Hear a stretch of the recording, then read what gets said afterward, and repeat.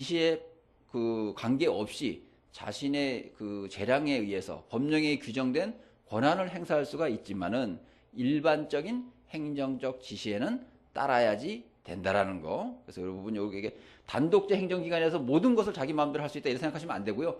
등기 사무와 관련된 부분에 있어서는 자신의 책임과 권한이 있기 때문에 누구의 간섭도 받지 않고 일을 처리하면 되지만 일반적인 행정 사무와 관련돼서는 지방법원장이라든지 등기소장의 지시에는 따라야지 된다라는 거 그렇게 기억을 하시고 그 다음에 이렇게 이제 고의과실 등기관이 고의나 또는 과실로 인해서 그죠 이해관계인에게 손해를 끼쳤을 때에는 손해를 배상을 해줘야 되겠죠.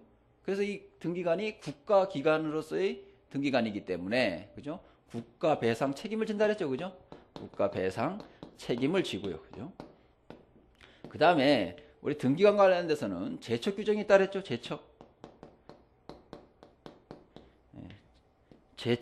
제척이라는 용어가 이제 또 법률상 용어인데요. 이것은 무슨 얘기냐면 법률상 당연히 업무 집행에서 제외되는 경우를 우리가 제척이라는 용어를 사용을 해요. 그래서 뭐 법관의 제척, 그죠? 판사, 검사 이렇게 제척 사유가 이렇게 법률에 규정되어 있어요. 이 마찬가지로 우리 등기법에서는 이 등기관이 법률상 업무 집행에서 당연히 배제되는 경우를 규정하고 있는데, 그죠? 그래서 제척이 되는데 어떨 때냐? 등기관 자신이 자신의 관할 구역에서 등기 신청하는 경우, 그죠? 등기 신청하는 경우 그 등기 신청 원칙은 이제 제척이 돼서 할 수가 없고요. 자기가 등기 신청인이 되거나 아니면 사촌 이내에 친족이 등기 신청인이 되거나, 그죠? 그 다음에 사촌 이내에 친족이었던 자, 이러한 자의 등기 신청은 자신이 등기를 처리할 수는 없다. 제척, 업무 집행할 수 없다. 이었던 자. 그래서 여기서 중요한 것은 사촌 이내 친족, 현재 친족인 자만이 아니고 이었던 자예요.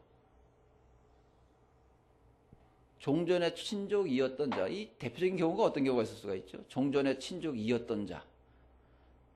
이제 결혼했는데 이제 잘 사시다가 이혼한 경우, 그죠? 친족이잖아요. 부부는 무촌이지만 친족이에요. 아시겠죠? 그죠? 법률상 부부관계는 친족인데 이혼했을 때, 그죠? 친족이었던 자. 그죠?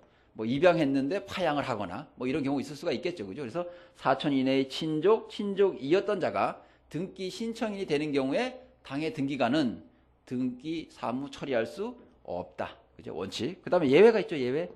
할 수 있는 경우가 있는데 예외는 어떤 경우냐면 당의 그 관할 그 등기소에서 소유권 등기, 다른 등기가 아니고요. 소유자, 그러니까 소유권 등기를 한 성년자로서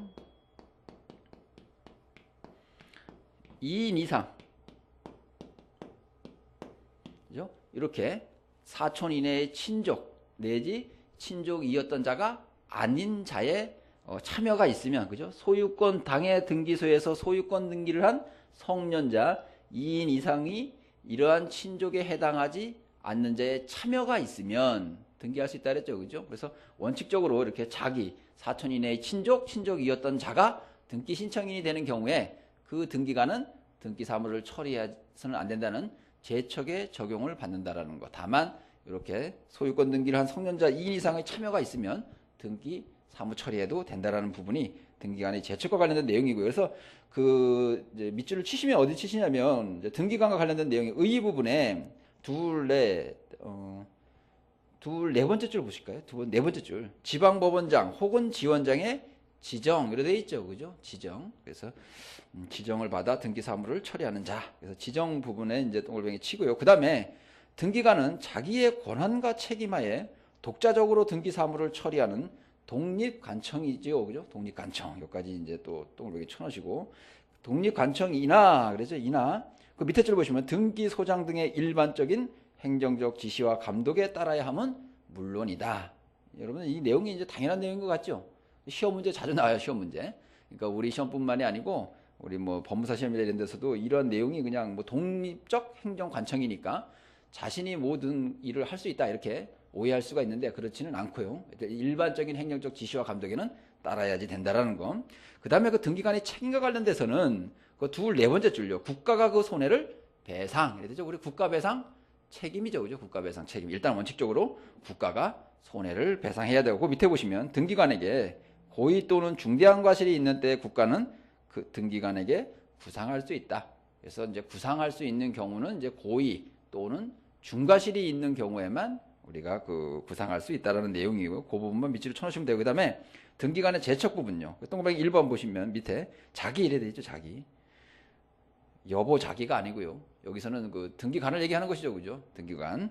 자기. 그 다음에 2번 사촌 이내의 친족. 그 다음에 또는 친족이었던 자가 등기 신청인인 경우에는 그 밑에 줄 끝부분 보세요. 등기를 할 수 없다 그랬죠. 등기를 할 수 없다. 등기를 할 수 없다. 근데 두 번째 줄 보시면 다만 그 등기소에서 소유권 등기를 한 성년자로서 위 범위의 친족이 아닌 자 2인 이상의 참여가 이래 있죠. 그죠? 참여. 그러니까 이 참여가 있으면 등기 사무 처리해도 된다라는 거. 그래서 그 부분 해 놓으시고요. 그 다음에 이제 오른쪽으로 가셔갖고 그 이제 등기에 관한 장부 이 부분은 조금 쉬었다가 다시 진행하도록 하겠습니다. 잠시 쉬겠습니다.